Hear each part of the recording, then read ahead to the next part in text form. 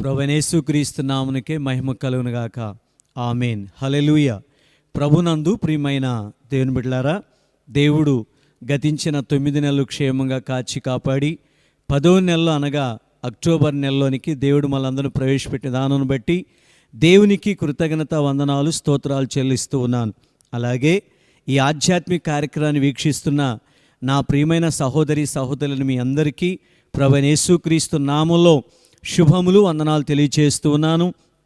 దేవుడు అందరిని దీవించి ఆశీర్వదించునుగాక. ఆమేన్. హల్లెలూయా. ప్రభునందు ప్రియమైన దేవుని బిడ్డలారా, ఈ అక్టోబర్ నెలలో దేవుడు మనకిచ్చిన వాగ్దాన వాక్యాన్ని మనం ధ్యానం చేద్దాం. దేవుని పరిశుద్ధ గ్రంథంలో నుండి దేవుని వాక్యాన్ని చదువుకుందాం. ఎహెజ్కేలు గ్రంథం 36వ అధ్యాయం 9వ వచనాన్ని చదువుకుందాం.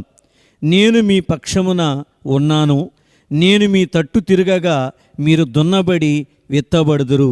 ఆమేన్. ఈ 10వ నెలలో దేవుడు మనకిచ్చిన వాగ్దానం ఏంటంటే, నేను మీ పక్షమున ఉన్నాను అని ప్రభు సెలవిస్తూ ఉన్నాడు. ప్రభునందు ప్రియా దేవుని బిడ్డలారా, ఈరోజు మనం చదువుకునేటువంటి వాక్యం ఎహెజ్కేలు గ్రంథంలో నుండి మనం చదివాం.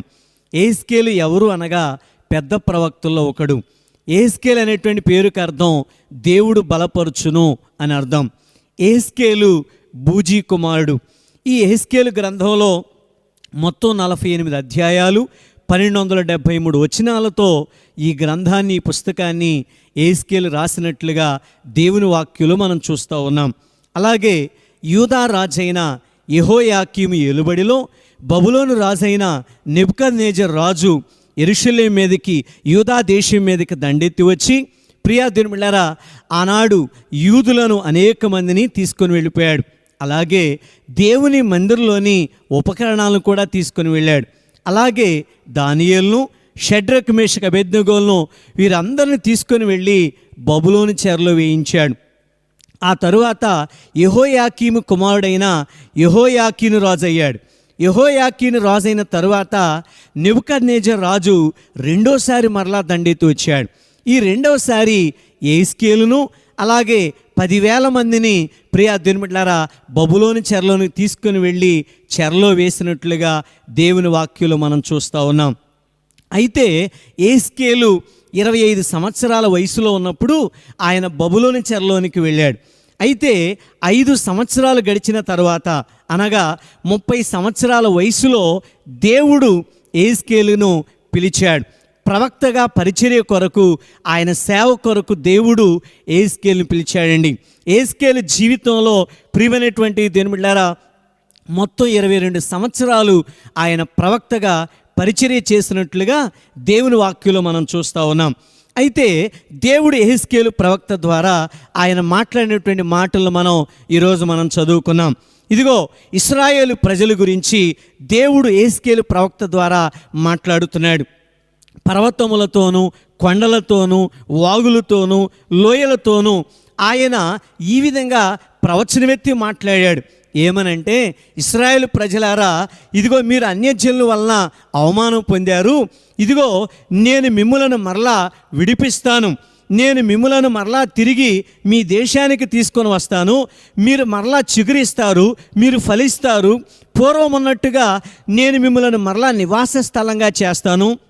మీ పశువులను, మీ సంతానాన్ని విస్తరింపచేస్తాను. అంతేకాదు, నేను మీ పక్షమున ఉన్నాను. ఇదిగో నేను మీ తట్టు తిరగగా మీరు దున్నబడి విత్తపడతారు. మునుపటి కంటే అధికమైన మేళ్ళు ఇదిగో నేను మీకు చేయబోతున్నాను. అప్పుడు నేను యెహోవానని, దేవుడని మీరు తెలుసుకుంటారని దేవుడైన యెహోవా ఎహెజ్కేలు ప్రవక్త ద్వారా ఈ ప్రవచన వాక్యాన్ని దేవుడు మాట్లాడించాడు. కనుక ఎహెజ్కేలు ద్వారా చెప్పినటువంటి మాటల్లో ఒక మాట ఏంటంటే, నేను మీ పక్షమున ఉన్నాను అని ప్రభువు మాట్లాడాడు. ఆనాడు బబులోను చెరలో ఉన్నటువంటి ఇశ్రాయేలు ప్రజల గురించి దేవుడు చెప్తున్నటువంటి మాట ఏంటి తెలుసా? నేను మీ పక్షాన ఉన్నాను, మరలా నేను మిమ్మల్ని మీ దేశానికి తీసుకొని వస్తాను, మరలా మీరు ఫలిస్తారు, అభివృద్ధి చెందుతారని దేవుడు వారితో మాట్లాడుతున్నాడు. ఈరోజు ఈ మాటలు వింటున్న దేవుని బిడ్డలారా, దైవ జనాంగమా, ఇదిగో ఈరోజు దేవుడు ఈ వాక్యం ద్వారా, ఈ వాగ్దానం ద్వారా నీతో నాతో మన అందరితో మాట్లాడుతున్నాడు. మనము కూడా ఇశ్రాయేలు వలె అనేక చెరలో ఉన్నాం, అనేక బాధల్లో ఉన్నాం, అనేక కష్టాల్లో ఉన్నాం, అనేక ఇబ్బందుల్లో ఉన్నాం, అనేక సమస్యల్లో ఉన్నాం. అయితే దేవుడు అంటున్నాడు, ఇదిగో నేను మీ పక్షాన ఉన్నాను, నేను మిమ్మల్ని విడిపిస్తాను, ఇదిగో మరలా మీరు చిగురిస్తారు, మీరు ఫలిస్తారు, మీరు అభివృద్ధి చెందుతారని చెప్పి దేవుడు మనతో కూడా ఈ వాక్యం ద్వారా మాట్లాడుతున్నాడు. ప్రియమైనటువంటి దేవుని బిడ్డలారా, దేవుడు మన పక్షాన ఉంటే మనకి ఏ లేమి, ఏ కొరత, ఏ సమస్య ఉండదండి. అయితే దేవుడు మన పక్షాన ఉండాలంటే మనం ఏం చేయాలి? 2వ దినవృత్తాంతముల గ్రంథం 15వ అధ్యాయం 2వ వచనంలో, మీరు యెహోవా దేవుని పక్షమున ఉంటే ఆయన మీ పక్షమున ఉంటాడు అని దేవుని వాక్యం తెలియపరుస్తుంది. దేవుడు మన పక్షాన ఉండాలంటే మనము కూడా దేవుని పక్షాన ఉండాలి. దేవుని పక్షాన ఉండటం అంటే ఏంటి? ఒక వ్యక్తి లోకంలో ఉన్నటువంటి వాడు, పాపంలో ఉన్నటువంటి వాడు, ప్రియా దినముల తన ఇష్టానుసారంగా జీవిస్తున్నటువంటి ఒక వ్యక్తి దేవుని వాక్యాన్ని తెలుసుకొని మారు మనసు పొంది తన జీవితాన్ని బ్రతుకుని మార్చుకొని రక్షణ పొంది దేవుని మార్గంలో దేవుని సన్నిధిలో జీవిస్తే, దేవుని కొరకు నిలబడితే అతడు దేవుని పక్షాన ఉన్నట్లు లెక్క. కనుక నీవు కూడా ఇంకా మరి మారు మనసు పొందకుండా, రక్షణ పొందకుండా దేవునికి దూరంగా నీ ఇష్టానుసారంగా నువ్వు జీవిస్తున్నావా? అలా ఉంటే దేవుడు నీ పక్షాన ఉండడు, దేవుడు నీ పక్షాన గొప్ప కార్యాలు చేయడు. నువ్వు ఎప్పుడైతే మరలా తిరిగి దేవుని దగ్గరకు వస్తావో, నీ జీవితాన్ని మార్చుకుంటావో, దేవుని రక్షణ పొందుకుని దేవుని పక్షాన నిలబడతావో, అప్పుడు దేవుడు నీ పక్షాన నిలబడతాడు, ఆయన నీ పక్షాన దిగి వస్తాడు. ఈరోజు దేవుని వాక్యంలో మనం చూద్దాం, దేవుడు మన పక్షాన ఉంటే ఎలాంటి కార్యాలు చేస్తాడు. మొదటిగా యెషయా గ్రంథం 26వ అధ్యాయం 12వ వచనాన్ని మనం చదువుకుందాం. నిజముగా నీవు మా పక్షమున ఉండి మా పనులన్నిటినీ సఫలపరచుదువు. ప్రియా దేవుని బిడ్డలారా, దేవుడు మన పక్షాన ఉంటే మన పనులన్నీ సఫలపరుస్తాడంట. మనం చూస్తే చదువులో కానీ, ఉద్యోగంలో కానీ, వ్యాపారంలో కానీ, వివాహ విషయంలో కానీ, సేవా విషయంలో కానీ, అప్పుల విషయంలో కానీ, అది ఏ విషయమైనా కావచ్చు, అది ఏ పనైనా కావచ్చు, అది ఏ సమస్య అయినా కావచ్చు, ఈరోజు దేవుని వాక్యం నీతో మాట్లాడుతుంది. ఆయన మన పక్షాన ఉంటే మన పనులన్నీ సఫలపరుస్తాడంట. కనుక నీవు ఏ పని గురించి ఆలోచిస్తూ ఉన్నావు, ఏ అవసరత కోసం ఎదురు చూస్తూ ఉన్నావు, ఏ కార్యం కోసం దేవుని సన్నిధిలో మొరపెడుతున్నావో, ప్రియా సహోదరి సహోదరుడా, దేవుడు నీ పక్షాన ఉంటే నీ యొక్క ఆలోచనలను, నీ యొక్క పనులన్నీ కూడా సఫలపరుస్తారు, నెరవేరుస్తారు. దేవుని వాక్యంలో కొంతమందిని చూద్దాం. దావీదు దేవుని పక్షాన నిలబడ్డాడు. చూడండి, ఫిలిష్తీయుల పక్షంగా గొలియాతు నిలబడ్డాడు, సవాల్ చేస్తున్నాడు. ఇదిగో ఎవరు వస్తారు, రండి నాతో యుద్ధం చేయండి, ఇదిగో నన్ను గెలిస్తే మేమంతా కూడా మీకు బానిసలుగా ఉంటామని చెప్తున్నాడు. ఇశ్రాయేలు ఎవరు కూడా గొలియాతుతో యుద్ధం చేయడానికి ధైర్యంగా నిలబడలేకపోతా ఉన్నారు. అయితే దావీదు వచ్చాడు, నేను యుద్ధం చేస్తా అన్నాడు. అయితే దావీదు గొలియాతు మీదకి ఎలా వెళ్ళాడు, ఏ విధంగా గొలియాతును పోరాడాడంటే, దావీదు దేవుని నామం పేరట, ఇదిగో సైన్యములకు అధిపతి యెహోవా నామం పేరట దావీదు నిలబడ్డాడు. కనుక దేవుని నామంలో దావీదు గొలియాతు మీదకి యుద్ధానికి వెళ్ళాడు. ఒడిసిల్లో రాయి పెట్టి విసిరితే అది గొలియాతు నొసటను గుచ్చుకుంది, గొలియాతు ముందుకు పడిపోయాడు. ప్రియమైనటువంటి సహోదరుడా, ఈ యొక్క దావీదు ఆ గొలియాతు వరలో ఉన్న కత్తిని తీసుకొని గొలియాతుని మెడను కోసుకొని వెళ్ళిపోయాడు, గొలియాతు తలకాయని కోసుకొని వెళ్ళిపోయాడు. ప్రియమైన సహోదరి సహోదరుడా, ఇక్కడ మనం చూసినట్లయితే దావీదు దేవుని నామములో యుద్ధానికి వెళ్ళాడు, యుద్ధము యెహోవాదే అన్నాడు, దేవుని పక్షాన ఉన్నాడు, దేవుని స్తుతించాడు, దేవుని ఆరాధించేవాడు. కనుక దేవుని కొరకు జీవించాడు గనక, దేవుని పక్షాన ఉన్నాడు గనక దేవుడు దావీదు పక్షాన్ని దిగొచ్చాడు. దావీదు చిన్నోడైనా, ఎన్నిక లేనివాడైనా, బలహీనుడైనా దేవుడు దావీదు పక్షాన నుండి గొలియాతుని జయించే శక్తిని దేవుడు దావీదుకి ఇచ్చాడు. కనుక నీవు కూడా దావీదు వలె దేవుని పక్షాన్ని ఉంటే దేవుడు నీ పక్షాన కూడా గొప్ప కార్యం చేస్తాడు. నీ ముందు గొలియాతు లాంటి ఒక పెద్ద పర్వతం లాంటి సమస్యలైనా, నీకు అసాధ్యమైన పనులైనా, నీ వల్ల కానిటువంటిదైనా కూడా నా దేవుడు సాధ్యం చేసేటువంటి దేవుడు, మన ప్రభువు గొప్పవాడు. అలాగే రెండవదిగా మనం చూస్తే ఏలియా యెహోవా దేవుని పక్షాన నిలబడ్డాడు. అలాగే బయలు ప్రవక్తలు 450 మంది మరి బయలుదేవత పక్షాన నిలబడ్డారు. వారేమో మా దేవుడు గొప్ప అంటున్నారు, ఇదిగో ఈయనేమో యెహోవాయే గొప్ప దేవుడు అంటున్నారు. అయితే ఏలియా ఒక రోజున కరిమేలు పర్వతం మీద దిగివచ్చి, ప్రియా దేవుని బిడ్డలారా, ఎన్నాళ్ల మట్టుకు 2 తలంపుల మధ్య తడబడతారు? ఇదిగో యెహోవా దేవుడైతే ఆయన అనుసరిద్దాం, బయలుదేవత దేవుడైతే వారిని అనుసరిద్దాం రండి అని చెప్పి వారిని పిలిచాడు. అయితే ప్రియా దేవుని బిడ్డలారా, వారు బయలు ప్రవక్తలు ఒక ఎద్దునిచ్చారు, వారు వధించారు. చక్కగా మరి కట్టెలు పేర్చి ఆ మాంసాన్ని పెట్టారు. వారి యొక్క దేవతకు వాళ్ళు ఎన్నో రకాలుగా గంతులేశారు, కేకలు వేశారు, ఎన్నో రకాలుగా అరిచారు, కానీ వారి దేవత దేవుడు దిగిరాలేదు. ఆ తరువాత ఏలియా దేవుని పక్షాన, యెహోవా దేవుని పక్షాన ఒక్కడే రోషం కలిగి నిలబడ్డాడు కదా. కనుక ఏలియా ఇదిగో ఆయన మోకరించి ప్రార్థన చేస్తూ ఉన్నాడు. దేవా, ఇదిగో ఈ యొక్క కార్యం నీ సెలవు చేతనే నేను జరిగిస్తున్నానని, ఇదిగో నీవు నిజమైన దేవుడు, గొప్ప దేవుడని ఈ ప్రజలందరూ తెలుసుకునేటట్లుగా ఇదిగో ఆకాశం దిగి వచ్చి ఈ కట్టెల మాంసాన్ని దహించివేనట్లుగా సహాయం చేయమని ఏలియా ప్రార్థన చేస్తూ ఉండగా దేవుడు ఆకాశం నుండి అగ్నిని కురిపించాడు. ఆ కట్టెలను, మాంసాన్ని, సమస్తాన్ని కూడా దహించి వేసింది ఆ అగ్ని.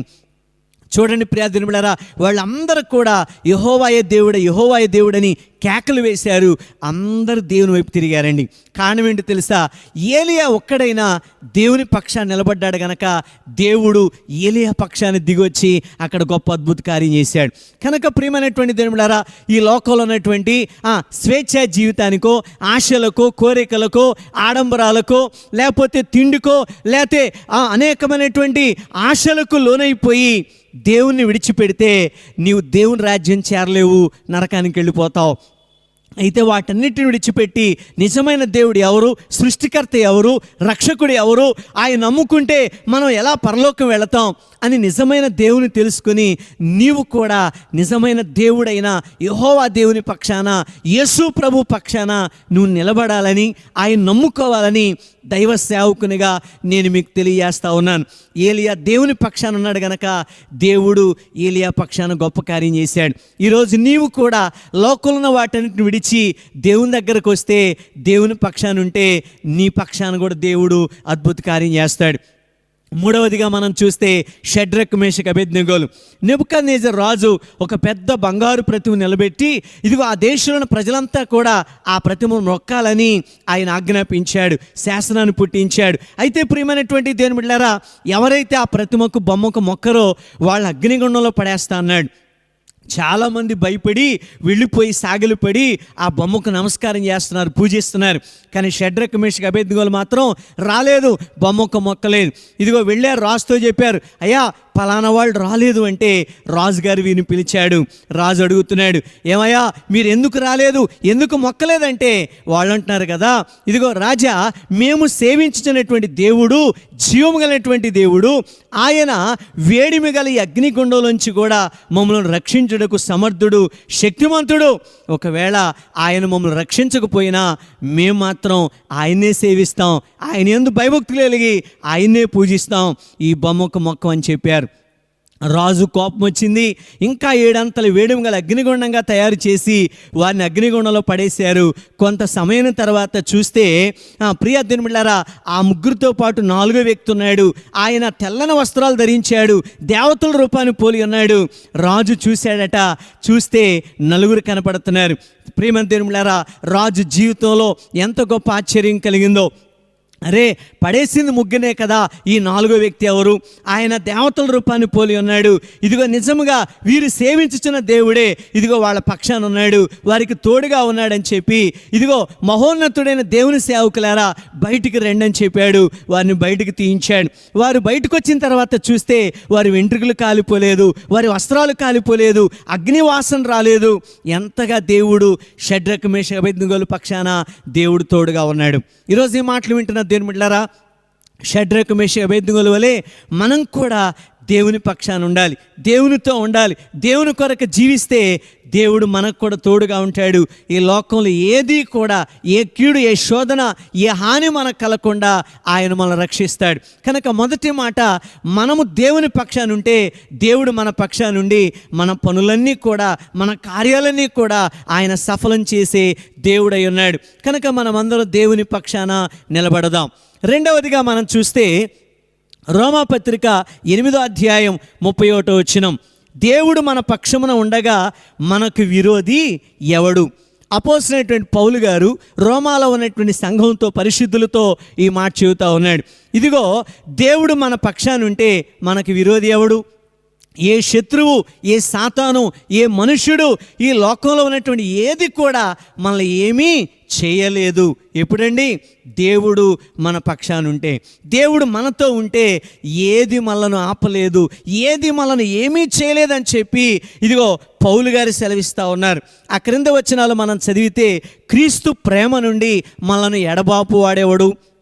శ్రమైనా, బాధ అయినా, హింస అయినా, కరువైనా, ఖడ్గమైనా, వస్త్రహీనత అయినా, ఉపద్రవమైన, ఆ ఖడ్గమైనా, అది ఏదైనప్పటికీ కూడా క్రీస్తు నుండి ఏది మనలను వేరు చేయలేదు. దేవుని నుంచి కూడా ఎవరు ఏది మనలను ఎడబాపలేదని పౌలు గారు సెలవిస్తూ ఉన్నారు. నిజంగా పౌలు గారికి ఎంత గొప్ప విశ్వాసం ఉంది, దేవుని ఎడల ఆయనకి ఎంత నమ్మకం ఉంది, ఎంత పట్టుదలగా దేవుణ్ణి కలిగి ఉన్నాడు ఆయన.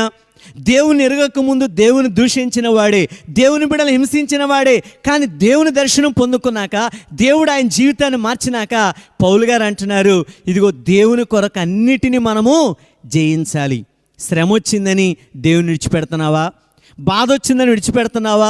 హింసలు, కష్టాలు వచ్చినాయి, అవమానాలు వచ్చినాయని విడిచిపెడుతున్నావా? ప్రజలు దూషిస్తున్నారు, ఎగతాళి చేస్తున్నారని దేవుని విడిచేస్తున్నావా? నీ జీవితంలో నువ్వు ఏ పరిస్థితిలో ఉన్నా కూడా ఇదిగో, ఎన్ని వచ్చినా, ఏది వచ్చినా నా దేవుని నేను విడిచిపెట్టను, నా దేవుని నేను కలిగి ఉంటాను, నా దేవుని కొరకు నేను జీవిస్తానని నువ్వు దేవుని పక్షాన ఉంటే దేవుడు నీ పక్షాన ఉంటాడు.